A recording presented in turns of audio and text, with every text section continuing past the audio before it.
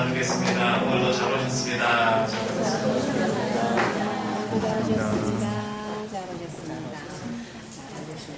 높고 푸른 가을 하늘입니다. 하늘을 바라보신 적이 있으십니까? 요즘 사람들은 하늘을 잘 쳐다보지 않는 것 같습니다. 땅을 쳐다보죠. 길을 가면서도 핸드폰을 쳐다보고, 차에 타서도 핸드폰을 쳐다보고, 높고 푸른 가을 하늘보다 땅을 쳐다보며 핸드폰을 쳐다보며 그렇게 살아갈 때가 많이 있습니다. 한국의 안데르센이라고 불리는 강소천님이 쓰신 닭이라고 하는 동시가 있습니다. 물 한 모금 입에 물고 하늘 한 번 쳐다보고 또 한 모금 입에 물고 구름 한 번 쳐다보고 닭은 하늘을 자주 쳐다본다는 것이죠.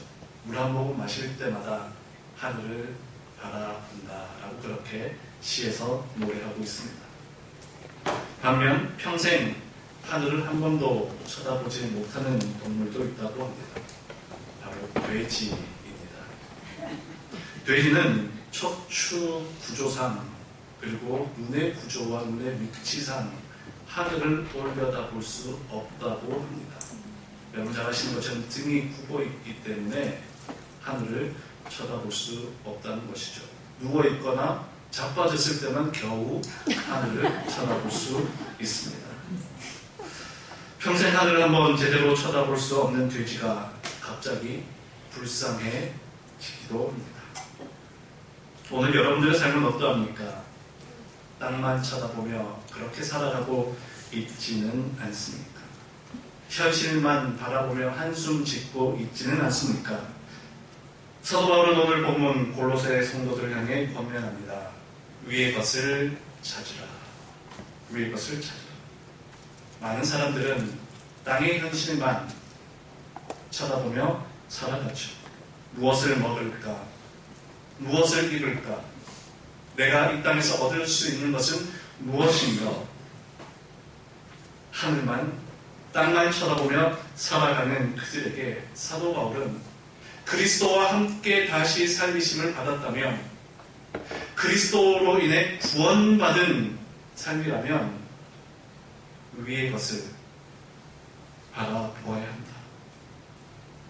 구원을 믿지 못하는 자들, 예수 그리스도를 알지 못하는 자들에게는 위의 것을 깨닫지 못합니다.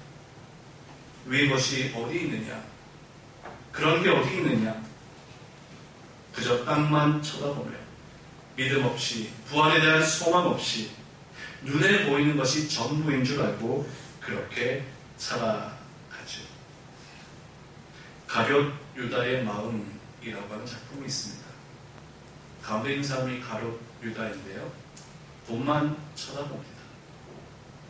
결국 유다의 마음에 사탄이 들어가서 이 돈만 쳐다보면서 세상 것만 쳐다보다 보니 예수님의 사랑과 은혜는 다 잊어버렸습니다.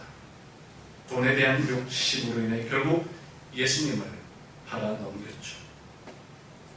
예수님을 알지 못한 채 돈이 전부인 것처럼, 이 땅에 있는 것이, 눈에 보이는 것이 전부인 것처럼 그렇게 살아가는 사람들, 눈에 보이는 것을 얻고 내가 하고 싶은 대로 하면서 살아가는 사람들, 하늘 것이 어디 있느냐, 천국이 어디 있느냐, 그렇게 믿음 없이 살아가는 사람들이 많이 있습니다. 그렇다면 우리는 어떻게 살아가야 하겠습니까? 위의 것을 찾으라. 그리고 위의 것을 생각하라. 땅의 것을 생각하지 말고 위의 것을 찾고 위의 것을 생각해야 합니다. 왜? 바로 그곳에 그리스도께서 하나님 우편에 앉아 계시기 때문입니다. 물론 우리가 이 땅에 살아가면서도, 이 땅에서도 성실하게 열심히 살아가야 하죠. 우리의 삶의 자리에서 하나님의 영광을 드러내고, 삶의 자리에서도 믿음의 열매를 맺어가면서 하나님 주신 기쁨을 누리고 나누는 그런 삶을 살아가야 합니다. 그러나 우리가 기억해야 될 것은 이 땅은 우리 인생의 종착지가 아니라 정거장이다 라고 하는 것을 기억해야 합니다. 플랫폼이라고도 말하죠. 정거장은 잠시 머물렀다가 다시 출발합니다. 사람들이 내렸다가 다시 타기도 하고, 우리가 고속도로를 갈 때는 어떻게 합니까? 휴게소를 들릅니다. 화장실도 가고요, 포도과자도 사 먹고요, 우동도 사 먹고요, 차에 기름도 넣고 다시 출발합니다. 정거장이 우리 인생의 목적지가 아니고 휴게소가 우리 인생의 목적지가 아니라는 것이죠. 그렇기 때문에 우리가 이 땅의 현실에 너무 얽매여서는 안 될 것입니다. 너무 집착해서도 안 될 것입니다. 인생의 정거장을 지나다 보면 결국 우리는 종착지에 도착하게 되는데, 그 종착지가 어디입니까? 어디여야 합니까? 바로 그리스도께서 계신 그곳, 바로 우리의 영원한 소망, 천국이 되어야 합니다. 우리가 열심히 달려왔는데 우리 인생의 종착지가 천국이 아니라면 어떻게 되겠습니까? 어느 성도가 죽어서 천국에 갔습니다. 천국에 가니 예수님이 반겨 맞아주십니다. 그래, 수고했다, 잘 왔다, 기다리고 있었다. 그래서 그 성도는 내가 잘 왔구나, 역시 천국은 좋은 곳이구나, 그렇게 생각합니다. 그런데 얼마 후에 그 천국에 목사님이 오십니다. 그러자 예수님이 그 목사님을 보고는 벌떡 일어나서 달려가더니 부둥켜 안고 머리를 쓰다마주며 자기와는 비교할 수 없을 정도로 그렇게 극진히 환대하더라는 것입니다. 그래서 그 성도는 생각합니다. 땅에서도 목사님이 대접받고, 땅에서도 목사님이 참 사람들에게 인정받는 것 같더니 천국에 와도 마찬가지구나. 내가 왔을 때보다 예수님이 훨씬 더 기뻐하시고 내가 왔을 때보다 더 극진히 환대하시는구나. 나 같은 사람은 천국에서도 별 볼 일 없는 존재인가. 천국에서도 목사님만 더 중요한 사람인가. 그렇게 생각을 했습니다. 그러자 예수님이 그 성도의 마음을 다 아시고 위로해 줍니다. 그런 게 아니란다. 이 천국에 목사가 하도 오랜만에 와서 내가 너무 반가워서 그랬단다. 목사라고 해서 천국에 다 가는 것은 아닌가 봅니다. 목사든 성도든 무엇이 있어야 합니까? 믿음이 있어야 합니다. 목사라 할지라도 믿음이 없으면 천국에 들어갈 수 없고요, 어린아이라 할지라도 믿음이 있으면 천국을 차지하고 누리게 됩니다.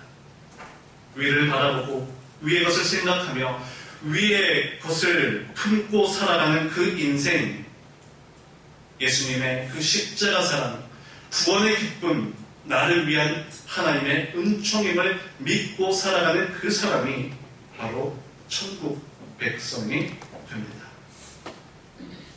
그런데 우리가 위의 것을 찾고 위의 것을 바라보는데 방해하는 것들이 있습니다. 첫 번째는 골로새서 2장 14절 말씀에 나와 있는데요, 법조문으로 쓴 증서라고 나와 있습니다. 이것은 곧 율법주의를 이야기합니다. 골로새 교회에는 율법주의가 깊이 들어와 있습니다. 율법을 지켜야 구원을 받는다. 율법의 지식으로 우리가 거룩해진다. 율법을 행함으로 우리가 구원을 받는다라고 그렇게 가르쳤습니다. 물론 율법 자체가 나쁜 것은 아닙니다. 율법도 하나님께서 주신 은혜의 선물이죠. 그런데 율법을 지켜서 구원받는 것이 아니라 구원을 받았기 때문에 율법을 지켜야 한다는 것이죠. 율법을 지킴으로 구원을 받는 것이 아니라 구원받은 백성이 살아가야 할 구체적인 삶의 방법이 바로 율법이라는 것입니다. 그런데 시간이 지나면서 유대주의자들을 중심으로 해서 율법을 너무 강조하다 보니 율법을 행해야지 구원을 받는다. 율법의 지식을 머리로 알고 있어야지 구원을 받는다. 그렇게 잘못된 가르침을 주기 시작합니다. 그래서 사도 바울은 예수님께서 이 율법주의를 다 지우시고 이 율법주의를 다 제하여 버렸고 오직 십자가의 은혜로 우리가 구원받을 수 있다라고 그렇게 십자가 복음을 가르치고 있습니다. 그 다음은 골로새서 2장 20절 세상의 초등학문이라고 나와 있습니다. 세상의 초등학문, 이것은 그 당시 팽배했던 또 하나의 이단 영지주의를 가리킵니다. 영지주의는 영과 육의 극단적인 이원론을 이야기합니다. 우리의 육체는 죽고 썩어 없어질 것이기 때문에 하찮은 것이다. 다만 우리의 영혼만이 죽어서 천국에 간다. 육체는 눈에 보이는 것은 다 타락한 것이다. 우리의 영혼만이 또한 우리가 영적인 지식을 가진 자들만이 천국에 간다. 그러다 보니 천사 숭배와 연결되고 육신적인 삶은 많은 타락된 생활과 연결됩니다. 우리 육신은 어차피 썩어 없어질 것이기 때문에 마음대로 행해도 된다. 어떤 죄를 저질러도 상관없다. 우리에게 영적인 지식만 있으면 우리의 영혼만 천국에 갈 것이기 때문에 썩어 없어질 육체는 더러운 것이다. 극단적인 이원론, 영지주의가 골로새 교회를 흔들어 놓기 시작합니다. 오늘 우리도 살아가면서 이와 같은 잘못된 생각들이 우리의 삶을, 우리의 믿음을 흔들어 놓을 때가 있습니다. 율법주의와 영지주의가 골로새 교인들을 흔들었다면 오늘날은 세속주의, 물질만능주의, 쾌락주의가 우리의 삶을, 우리의 믿음을 흔들어 놓습니다. 돈을 위해서라면 괜찮다. 남들도 다 그렇게 하니 괜찮다. 한두 번 하는 것쯤은 그 정도도 괜찮다. 이 정도는 큰 문제 되지 않는다. 남들도 다 그렇게 하며 살아간다. 혼자만 거룩한 척 할 필요 없다.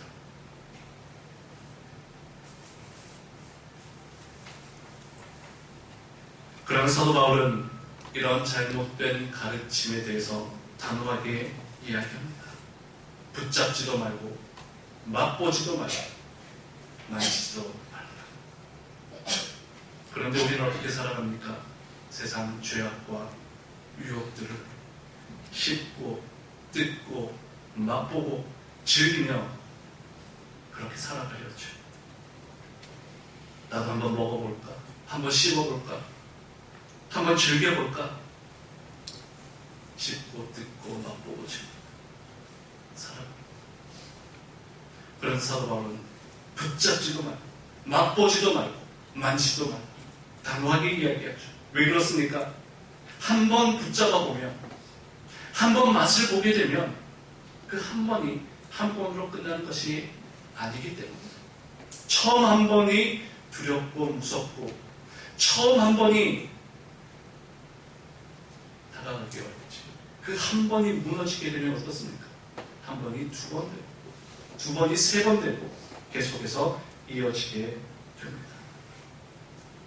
그래서 사도 바울은 오늘 본문에서 말씀하죠. 이 모든 잘못된 가르침들, 이 모든 악한 것들을 지우고 제하여 버리고 십자가에 못 박으라. 그리고 이 모든 것을 그리스도와 함께 십자가에서 죽어야 한다. 모든 것을 죽이라. 모든 죄악과 악한 것들을 십자가에 못 박고 죽이라고 이야기합니다. 세상의 잘못된 것을 단호하게 지우고 버림으로써 우리의 삶과 우리의 믿음을 지킬 수 있다라고 그렇게 이야기하고 있습니다. 그렇습니다. 오늘 우리는 오직 주의 은혜로 살아가는 자들임을 잊지 말아야 합니다. 주의 은혜로 십자가의 능력으로 살아가고 있음을 우리는 잊지 말아야 합니다. 그런데 우리의 믿음을 흔들어 놓으려고 하는 세상의 잘못된 것들, 악한 것들이 계속해서 우리의 삶을 흔들어 놓을 때에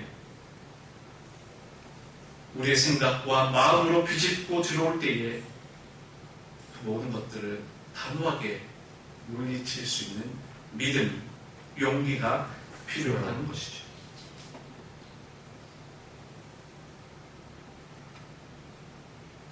내 안에 있는 모든 악한 것들을 십자가에 못 박고 오직 주님의 은혜로 살아갈 때에 비록 우리가 이 땅에 두 발을 딛고 살아가고 있지만 하늘로부터 부어지는 신령한 은혜를 사모하며 살아갈 때에 우리의 삶이 진정 복된 인생으로 진정 하늘 은혜 충만한 그런 인생으로 살아갈 수 있습니다. 그렇게 살아갈 때에 우리가 하늘로부터 오는 영광을 맛보며 살아가리라 사도 바울이 이야기합니다. 우리나라는 중국과 일본에 비해 문호가 늦게 열렸습니다. 오랫동안 쇄국 정책을 펴왔죠. 여러 열강들이 조선을 찾아와 개항을 요구했지만 굳게 문을 닫고 있었습니다. 그러다가 1882년 조미통상 수호 조약이 체결됩니다. 미국과 조약을 체결하죠. 이렇게 미국과 조약을 체결하자 미국은 조선을 미국으로 초대합니다. 한번 와서 우리나라를 둘러보십시오. 근대화된 우리나라를 돌아보고 조선도 이와 같이 발전될 수 있는 나라가 될 수 있도록 함께 힘을 모으겠습니다. 라고 그렇게 미국이 초청합니다. 그래서 고종은 민영익을 단장으로 한 사절단을 미국으로 파견합니다. 그 이름을 견미단, 미국을 견학한다 라고 하는 의미이죠. 그리고 또 다른 이름으로는 보병사, 은혜의 그 보훈에 감사한 마음으로 방문한다 라고 하여 보병사라고 불리기도 합니다. 1883년 7월 샌프란시스코에서 기차를 타고 시카고를 경유하여 워싱턴, 보스턴까지 대장정을 이어가면서 미국의 여러 학교와 기업과 행정기관들을 탐방합니다. 조선에서 미국까지 건너간 그분들 나름대로 예를 갖추며 다녔습니다. 조선의 양반들이 얼마나 예의를 중요하게 생각했겠습니까? 우리나라 신하들이 왕 앞에 가면 어떻게 합니까? 먼저 절을 하죠.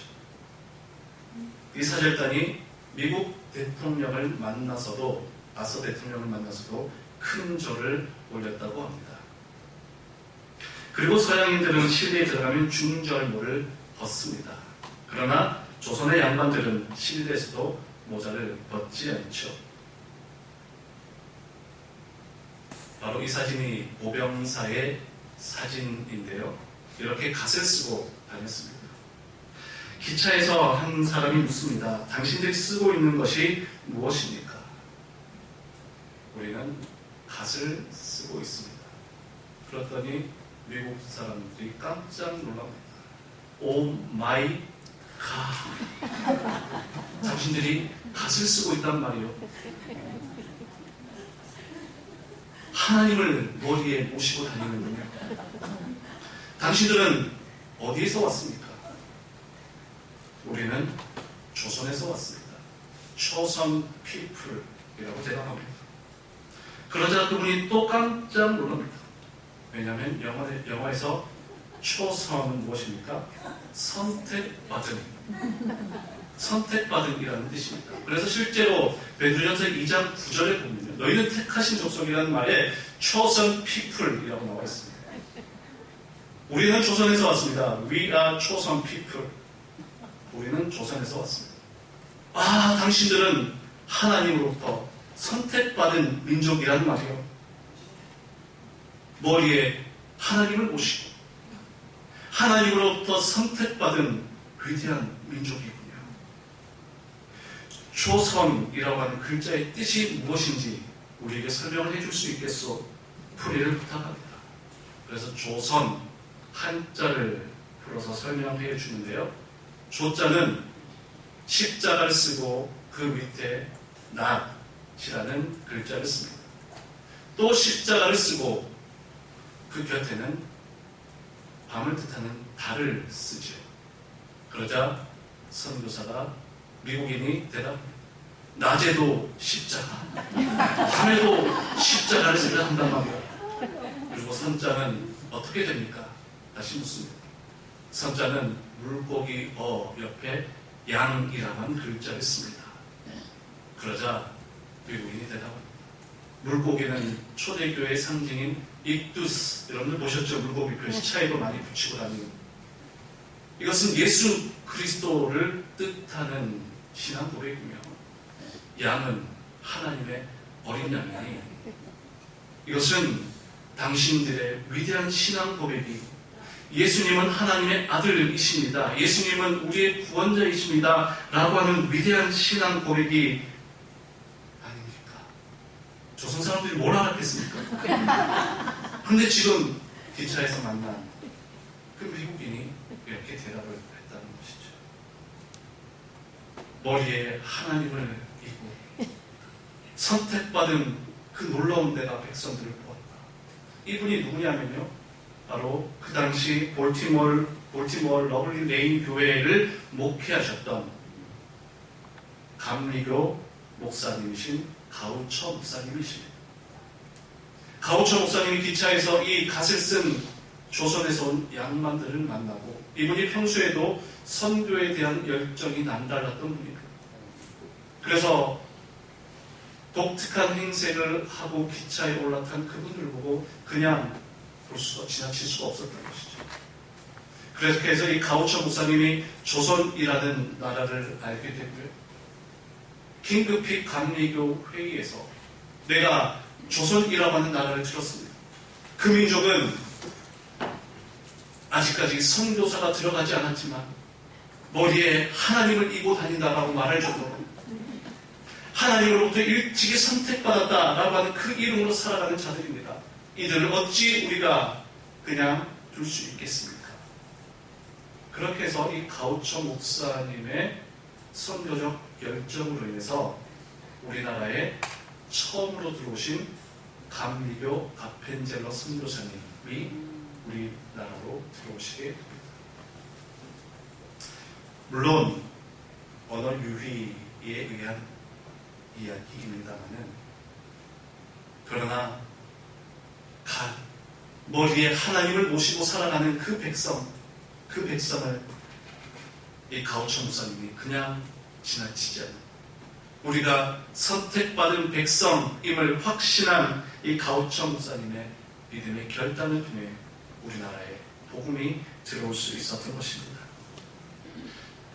그렇습니다, 여러분. 우리 모두는 하나님으로부터 선택받은 초선 피플. 한번 이야기해 보시겠습니까? 우리는 초선 피플입니다. 우리는 초선 피플입니다. 선택받은 백성이라는 것이죠. 조선이라고 하는 500년의 역사 동안 불교와 유교가 우리 민족을 지배해 왔을지라도, 우리가 하나님을 모르고 살아갔던 그 긴 세월이 있었을지라도 하나님은 우리를 일찌감치 선택하셨습니다. 우리 개인의 삶도 마찬가지죠. 내가 하나님을 알지 못했을 때에도 하나님은 일찍이 우리를 선택하셨습니다. 내가 하나님을 알지 못했을 때에도 예수님께서는 나를 위해 십자가에 돌아가셨습니다. 그러하게 우리는 어떤 믿음으로 살아가야 하겠습니까? 나를 위해 십자가에 못 박히신 예수 그리스도, 바로 그분의 선택에 의해 구원받은 나임을 기억하며 우리도 하나님을 머리에 모시고 우리도 하나님을 내 가슴에 품고 선택된 믿음의 삶을 살아가야 하지 않겠습니까? 아멘. 사도 바울이 골로새 교인들을 향해서 위를 바라보라, 위의 것을 찾으라, 위의 것을 생각하라. 이 땅에는 많은 아픔과 슬픔과 고통들이 있습니다. 그 아픔과 고통을 바라볼 때 우리는 한숨 지을 수밖에 없습니다. 사방에 여러 가지 많은 문제와 어려움들이 우리를 막고 있을 때도 있습니다. 그럴 때도 우리는 앞을 보고 뒤를 보고 옆을 보며 살아가는 것이 아니라 위를 바라보며 위에서 부어주시는 하나님의 그 은혜, 위에서부터 내려오는 신령한 축복, 위로부터 들려오는 그 하늘의 음성을 듣고 살아갈 때에 우리는 나를 둘러싼 많은 문제들이 있을지라도, 내 앞에 답답한 어려움의 문제들이 있을지라도, 앞을 보고 뒤를 보고 옆을 보며 한숨 지을지라도 우리는 어디를 보며 웃을 수 있다고요? 위를 바라보며, 위를 바라보며 웃을 수 있고 위를 바라볼 때에 우리는 힘을 얻을 수 있노라 생각하며 살아가야 할 것입니다. 아멘. 이번 한 주간도 높고 푸른 가을 하늘을 많이 쳐다보십시오.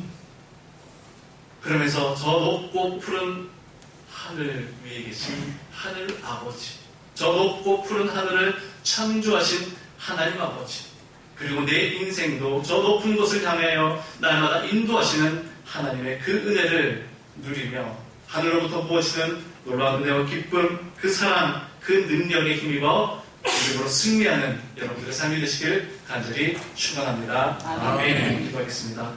살아계신 하나님 아버지, 우리의 인생이 여러 가지 많은 문제와 현실의 고통들이 있을지라도, 또 때로는 이 땅에 많은 죄의 유혹들이 우리를 감싸고 있을지라도 우리는 그 문제와 어려움에, 그 죄의 유혹에 함몰되는 것이 아니라 우리의 눈을 들어 하늘을 바라보게 하시고 하늘로부터 부어지는 놀라운 은혜와 기쁨과 그 능력에 힘입어 이 땅에서도 믿음으로 승리하는 우리의 삶이 될 수 있도록 인도하여 주시옵소서. 아멘. 예수님 거룩하신 이름으로 기도하옵나이다. 아멘. 아멘. 자, 전 92장 함께 부르시겠습니다.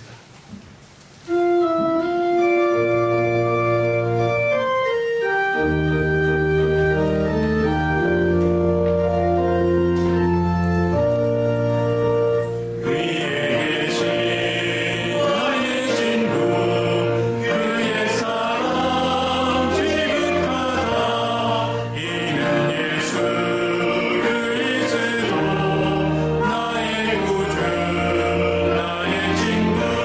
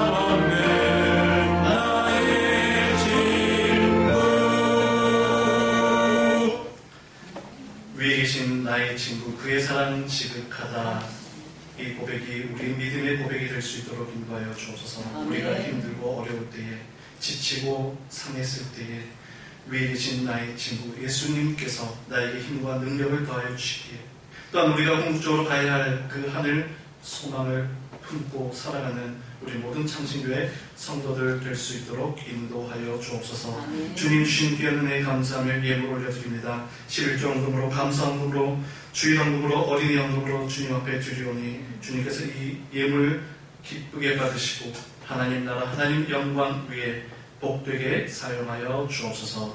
예수님 거룩하신 이름으로 기도하옵나이다. 아멘. 아멘.